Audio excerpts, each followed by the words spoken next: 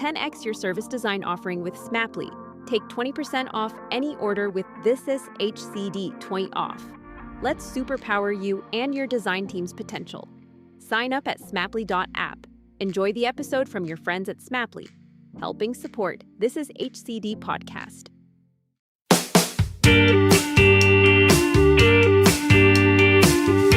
Hello and welcome to another episode of This Is HCD. My name is Jerry Scullion and I'm a human-centred design practitioner based in Sydney, Australia. As this episode was recorded in the Sydney CBD, I'd like to acknowledge the Gadigal people of the Eora Nation as the traditional custodians of the land where we meet today and pay respect to their elders, both past and present. In this episode, we caught up with the gentleman designer himself, Jon Hicks. Jon is a graphic designer and illustrator, but has worked across a broad spectrum of mediums in his career. Most of us will be familiar with Jon's work, whether it being with the first Firefox logo, or Spotify's icons, or ANZ customers in Australia will recognise his icons in their applications. Having worked with Jon many times over the years, I can honestly say he's one of the best in the world at what he does, so I was incredibly happy to have him on the show. Also joining in the conversation was principal designer at Intuit, Aman Braich, who is a brand expert and is helping reshape the brand identity for Intuit both in Australia and in the US. So I was sandwiched between icon and brand gurus in this episode. We discussed the differences and similarities between icon and brand, the governance of both, the importance of context in design, and much, much more. So let's jump straight into the call. Jon Hicks, a very warm welcome to the This Is HCD podcast. Hi there. Great, and delighted to have you here. Whereabouts are you coming from today? So I'm speaking from Witney in Oxfordshire. So if you come out of London and go west a little bit, probably about an hour and a half in a car, then you'll get to Witney, which is this little town where I'm living at the moment. Is it north of Bristol, isn't it? Yeah, so north of Bristol, west of London, east of Ireland. We get it. Just east of Wales as well. So Jon, thanks for joining us today. I'm also here with Aman Braich, who's the principal visual designer at Intuit Australia. Aman, delighted to have you here as well. Yeah, it's great to be here. Thanks for having me on. Jon, let's kick off a little bit. Tell us a little bit about who you are and how you got into design. Well, I've just been working it out, actually, how long I've been doing this. So I've been freelance now for 16 years, and I've actually been working as a designer now for 24 years, which is slightly frightening. But basically, art was the only other thing I was ever any good at school. So I decided that was the thing to do, to pursue that. But I actually trained as an illustrator. So my big plan was that I was going to be a wildlife illustrator. So I did 5 years training at college to do this. Came out of college and found out that there is no market for wildlife illustrators in the UK at all. They've got 3, and that was all they needed. So there was literally no work. So one of the options that people had were, if you were good at doing horses, you could do bookmakers. What would you call them in Australia? Turf accountants or... Turf accountants is what they say, yeah. Yeah, those sort of gambling places, so big horse pictures. So instead of doing that, I basically got a job as a junior designer and kind of almost learnt on the job. There was a certain amount of design that was taught as part of illustration, but I started off basically learning print design, and then as I went up and up, just working through and learning digital myself. And evolved from there. And we've worked together a number of times over the last, 5-6 years probably. Yeah. And I guess you're known for iconography. That's why I reached out to you originally. And tell us a little bit about your iconography past. Well, I don't know if this is kind of coming back from the illustration background, but it kind of took off a little bit when I did some little application icons for Camino, a Mac browser that was based on Firefox, which then led to doing the Firefox logo, and then led to doing general application icons. But the thing that I've become known for now is more the kind of pictograms, you maybe call them, or ideograms. And that's just it's something I've learnt myself and really enjoy doing, because I enjoy taking something and reducing it as simple as possible. And it's a weird thing to get a sort of kick out of, but I think I've also kind of found a little niche in that sense. Yeah, the reductive process of designing icons. Yeah. I was just going to add, I noticed that absolutely everyone's done a lot of work with iconography in digital, but have you ever applied your iconography skills to something out of world, like let's say wayfinding or anything like that? No, I haven't. And there's a job I'm hoping to sort of get at the moment where that could happen. But it's sort of waiting to sort of hear. You speak to a lot of clients generally, and everyone sounds very enthusiastic, and then you kind of wait, do I chase? To which point do I sort of like say, is this still happening? So yeah. I'm probably guilty of that as well for you, No, Jon. no. The projects with Jerry have actually been really great. Steady on, Jon. Yeah. Give me digs already. But no, I'd love to do that as well. And certainly beyond sort of application screens and things, you see a lot of iconography in games, for example, that if you ever played Portal? Absolutely love Portal, yeah. Yeah, because they're really humorous, the pictograms you get throughout the game in Portal. Yeah, and somewhat violent, but I absolutely love them. But games Yes. games are a really interesting thing. Like I always take this opportunity to say this, but like they always explain such like complex systems in an environment that no one's ever seen before to someone who's approaching it for the first time, and they kind of get you through there in a really tangible way. Like I've always loved the way games have sort of approached learning and understanding a new environment. I think iconography is a big part of that. Well, for me, I kind of always thought of it as being quite a small part of it. That if you were, a group of people working on a game, that the guy doing the icons is kind of like one of the least important. But no, I enjoy it, and I enjoy when I play games, looking out for these kind of things and try to collect them. Yeah, Absolutely. So today's topic, Jon, we were speaking, over the last couple of months. It was the differences between brand and iconography. So tell us a little bit about where this idea or problem originated. Well, I mean, basically, that's kind of my main focus of work, is that I'm either doing iconography for clients or I'm either doing identities, particularly logos. So there's a lot of crossover in the middle of these, like a big Venn diagram of the similarities and also very big differences too. And I just thought that these were two good subjects because it's what I generally do. And particularly on the iconography side, that's something that I've been speaking about at conferences now for quite a few years. So, it's something I think generally when you speak at conferences, I always want to have a subject that I feel qualified to talk about. Yeah. And icons I found is that one thing that I can talk about. I think after 15, 16 years of doing a lot of that high level work, you're able to talk about iconography now, Jon. Yeah. But yeah, so I enjoy both those processes as well. All right. So what was the problem like with, I guess, it was the understanding from the client's perspective of what brand was and what iconography was? What were they asking you to do that kind of made you think like, actually, there's something in this? There's a problem. Well, I mean, I tend to find that clients, when it came to doing logos and identities, that clients generally sort of know what they want.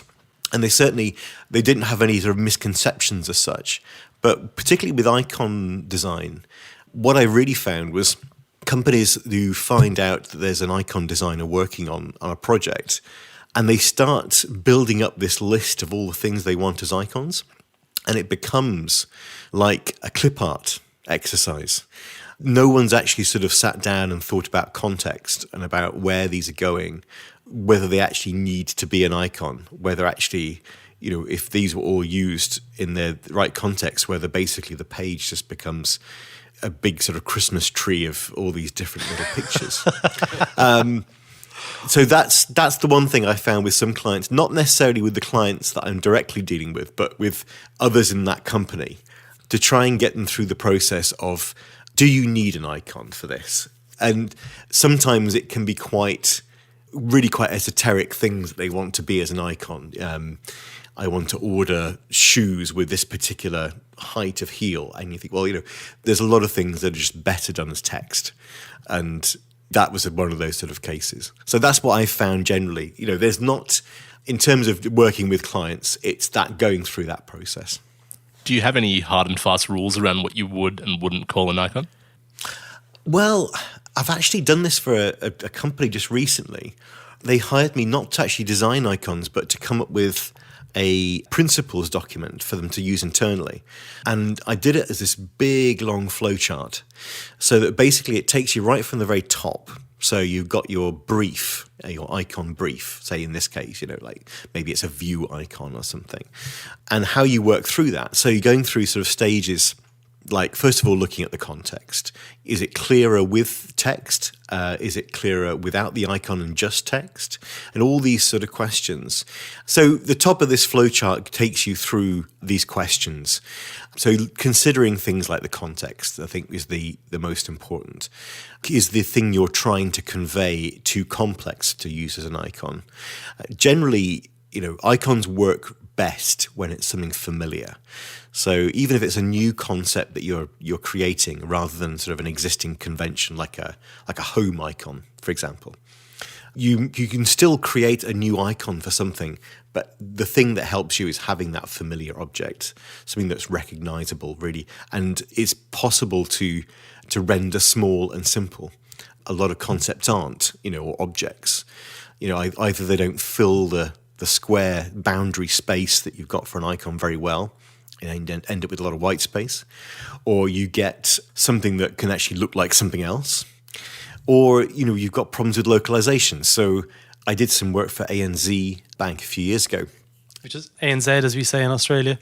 Oh, right. Did you say Z? Yeah. Oh, good on you. I just assume that everyone outside of the UK just says Z, like my favourite band, ZZ Top, anyway. But, for example, I was doing an icon for them that was savings. So while a piggy bank is actually still a recognised metaphor for savings, for some of the audiences that was going to, there's the whole problem of a pig being a dirty animal and not having that same meaning. So there's lots of different reasons why you shouldn't use an icon. So we always go through that process first. How do you find out those differences? Like, how did you find out about the pig being a dirty animal and not being appropriate? Well, there's some that you know already. So like general knowledge stuff, like the owl is always the best example actually, because it's, in the West, it's very much a symbol of wisdom or knowledge. And in the East, it's the symbol of stupidity. Wow. It's the absolute polar opposite of what your intention is. So what it really comes down to is that's where the client usually has that kind of local knowledge. There's another good example with Skype. There's a Skype emoticon called Bow, which is very important for the Asian market. And it was a simple thing of basically someone bowing with hands by their sides or bowing with their arms crossed. Now, normally in the West, when you think of someone bowing, it's arms by the sides. But apparently that actually means, in the East, especially Japan, I want to die. It's like being hung, that kind of the image of someone being. So for the warmth and sincerity, it's got to have the hands crossed in front. Now, that's not general knowledge. That's not something I knew before that project. But the client has people in those cultures who can advise and warn you of these sort of things. Yeah, ethnography, thinking and approaches to design. I find it really fascinating the way that, like the owl, things can be polar opposites. And the design that you're working on may only need to work in a certain audience, and therefore that's not a problem. But it might mean that you have to have two icons depending on which audience you're aiming for. So okay, great. Jon, tell us what your thoughts are around the differences between brand and iconography. Well, with when you're designing a logo or an identity, what you're doing is trying to create something that's ownable. Something that's unique to that client, something that can only be recognized as being that company and no one else. So it's really the uniqueness that's the important factor. Whereas with an icon, you're best not doing something unique. So for example, going back to a bland example, the home button, if you wanted to go put some icons in navigation to go home, then this works best with the home that everyone recognizes, the very simple house shape with a pitch roof, and not trying to be esoteric about it and doing, like a mansion or a tent. or like a welcome mat or something, not trying to think creatively around the thing and say, well, everyone does a house, let's do something different. Yeah. That's not what the icons is for. The icon's there, it's for wayfinding, and it's something that's got to be recognized in such a split second and then help that person navigate or get feedback or find the right function or category. So that's where the sort of polar opposites with logos and icons. You've got on the one side something that's got to be unique and different. On the other side, something that works best when it's not. Do you find that if you're creating stuff that needs to be so instantly recognizable, do you find going from client to client that some of this stuff can feel the same, like from home icon to home icon or view icon to view icon? Sure, yeah. I think in the last project I joked with Jerry about the menu icon is the most expensive one to do, because it just takes a lot of work. It's a lot of, precision in that. Yeah, I mean, there's like the standard ones that in every set. So the menu icon's a good example, but also people need like a simplified sort of Twitter and Facebook, sort of social sharing icons, as well as basic things like arrows and navigation.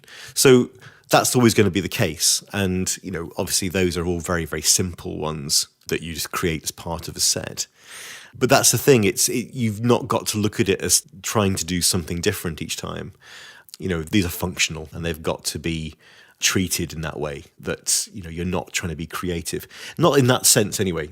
I think there's a definite sort of breadth of owning a style with icons.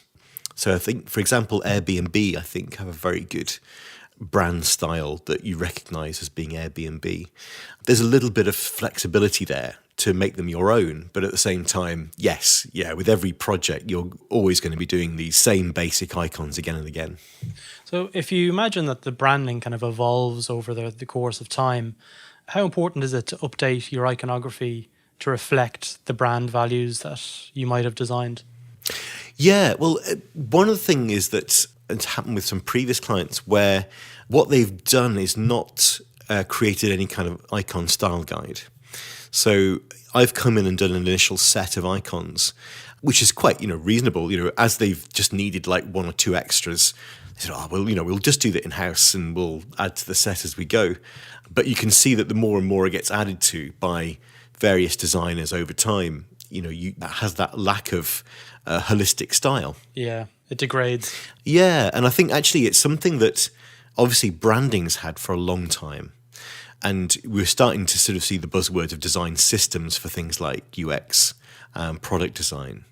But it's now starting to be something that clients are asking me for rather than me suggesting to them. Yeah. So, they're wanting an icon style guide. Like you do with branding, like a do's and don'ts. What are the best practices? What's the style? What makes it an icon for this brand and what doesn't?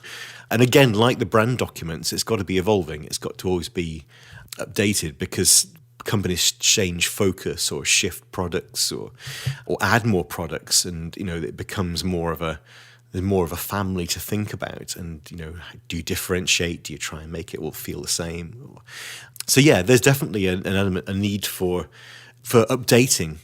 In some ways, there's kind of obviously very simple icons like the menu ones where, that's not going to matter. But the icons being used for other things like, for calling out features or for highlighting things or functions that are very useful. Like for Spotify, there's very basic ones for things like play and pause. There's not a lot of, a design sort of thinking involved in that. But then when it gets to things like these larger icons you get for each category. So for, if you're looking for a reggae playlist, having this sort of larger icon for each of those. Yeah, a Rastafarian. Well, yeah. I ended up going with a lion really? for that one. Yeah, this it was Spotify. just... Why? Tell us about that. It was very hard. I mean, there was one...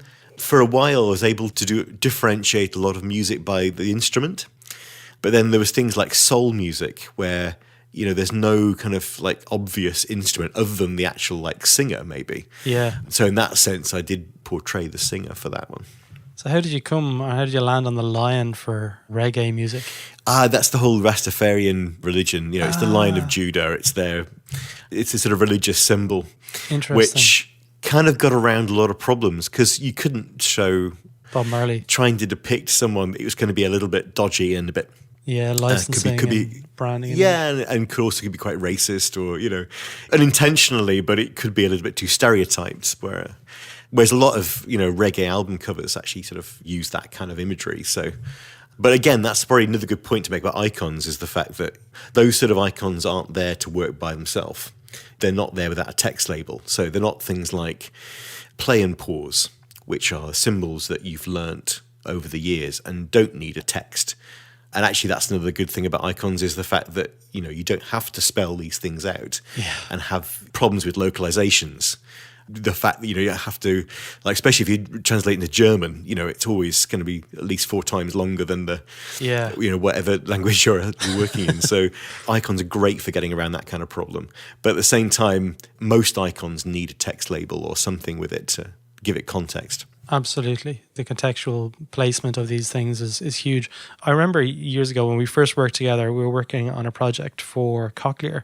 Yeah. And I remember one of the senior stakeholders wanted to test the icons on the wall and seeing if people understood, if they made sense on their own.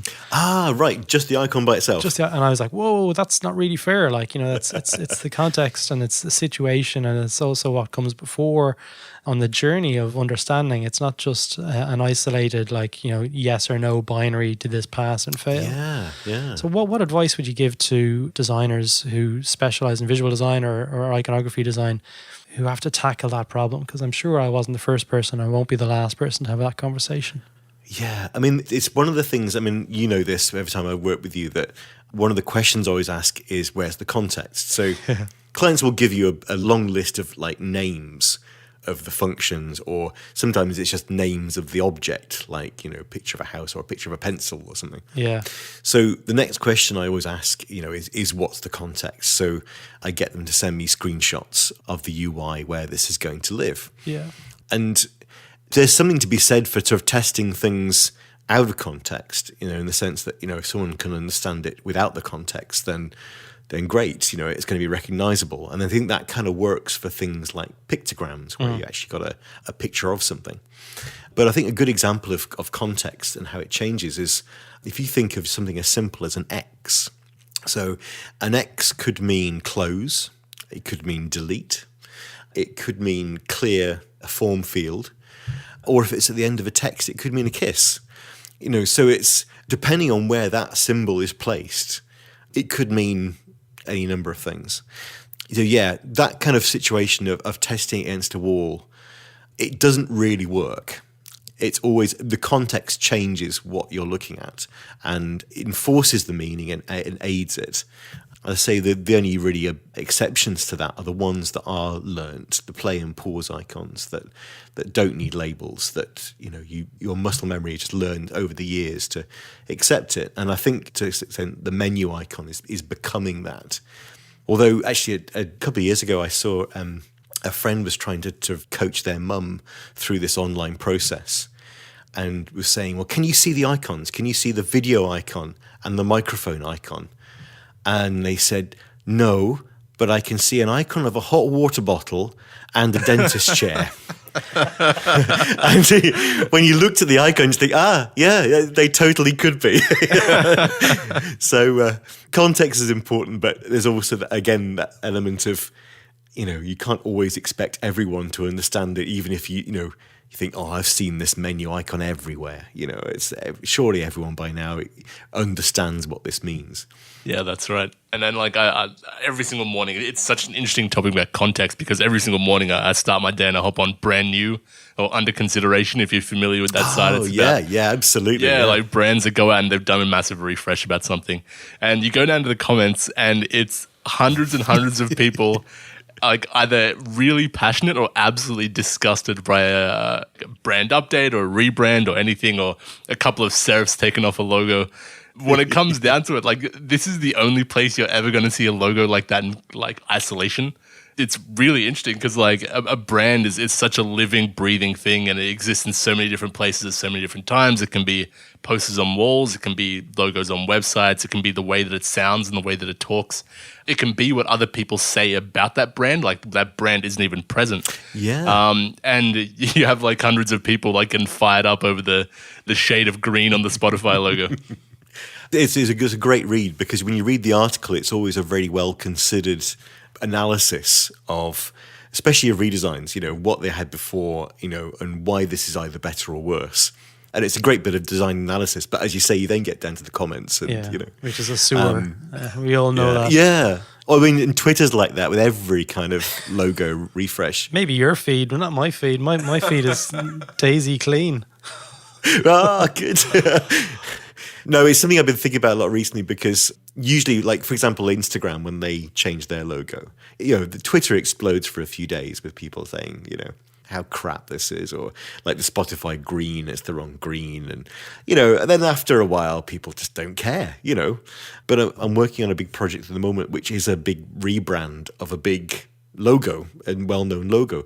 And all the time in my head, I'm just thinking of all the kind of Twitter comments or under consideration and comments about what happened to this, the tsunami of hate. Yeah. I mean, that's if the ideas get picked, it's kind of, that's a long way down the line, but, it's always in the back of your head. True. Jon, one of the questions there that I came in my mind when you were talking earlier, especially around the sort of consideration of icons being judged against a wall, and I've definitely faced it over the years, is the ownership of iconography and branding. Like, branding tends to be owned by maybe a specific department, and the iconography tends to be owned by the product design, sometimes the UX and sometimes the UI. It's sort of like a shared world.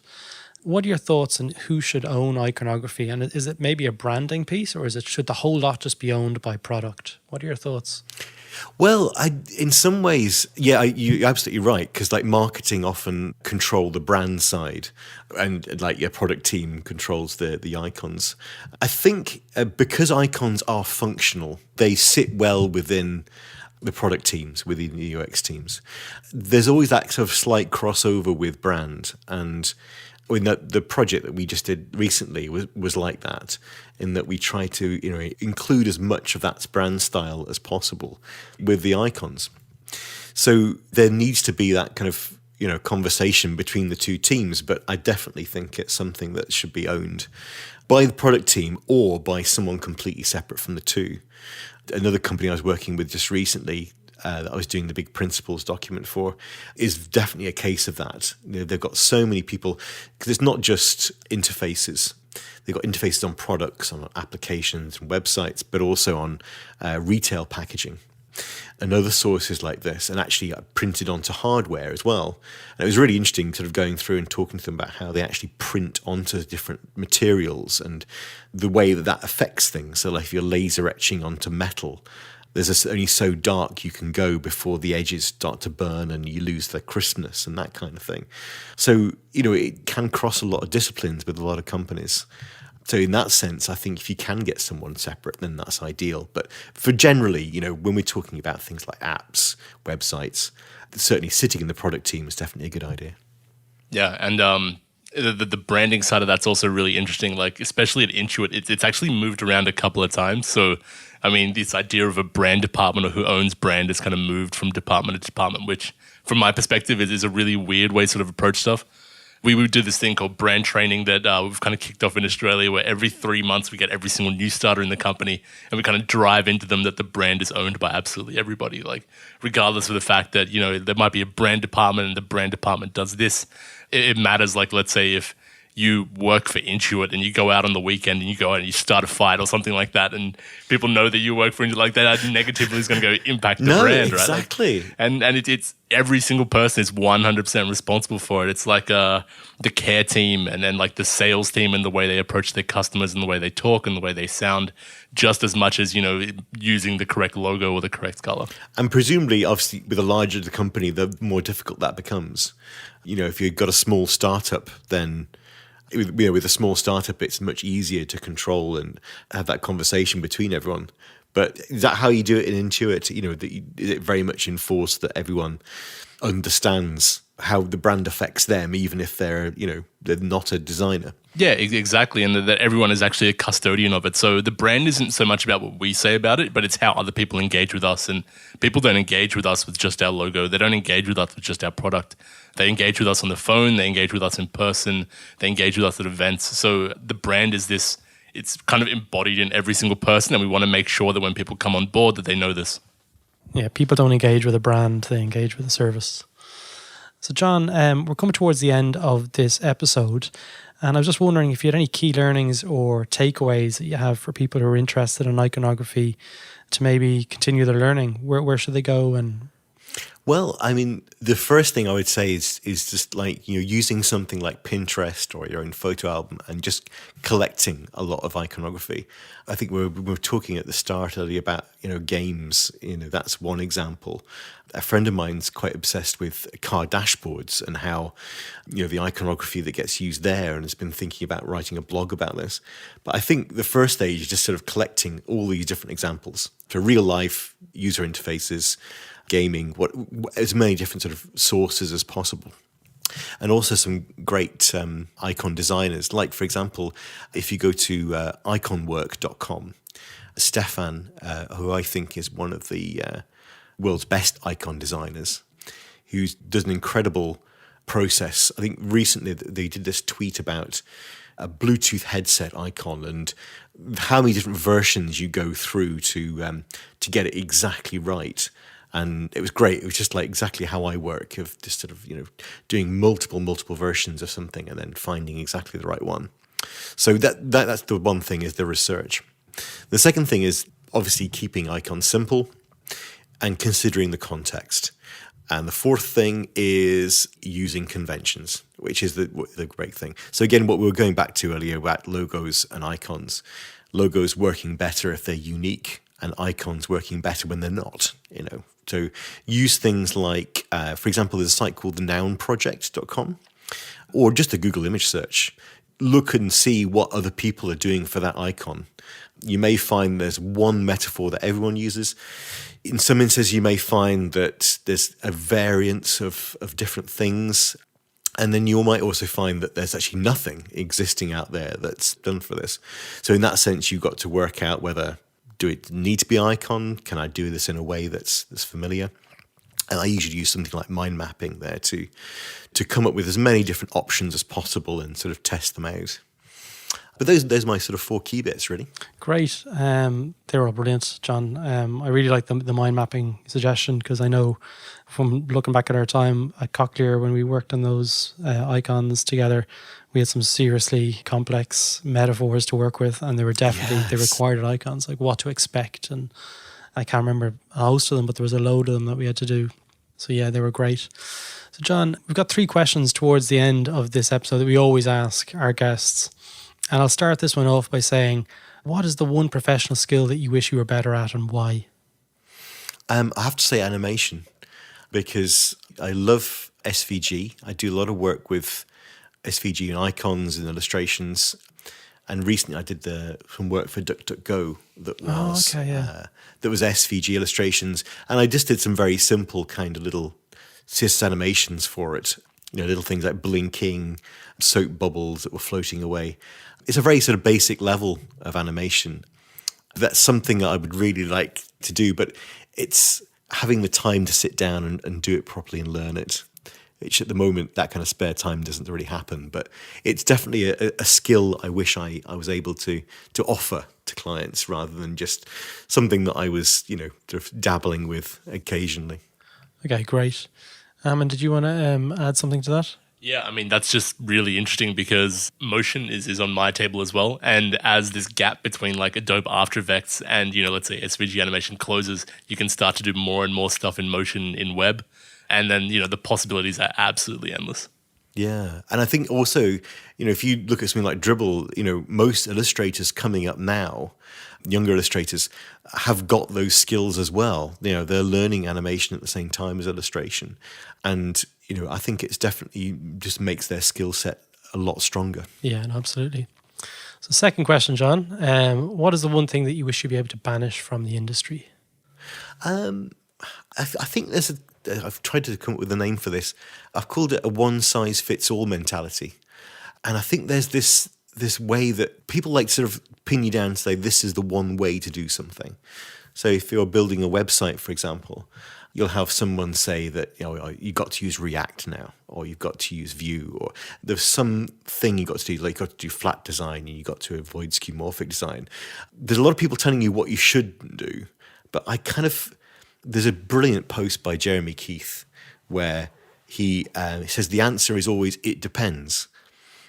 every project is different, every context is different, and you can't sort of be so dogmatic about a lot of these things.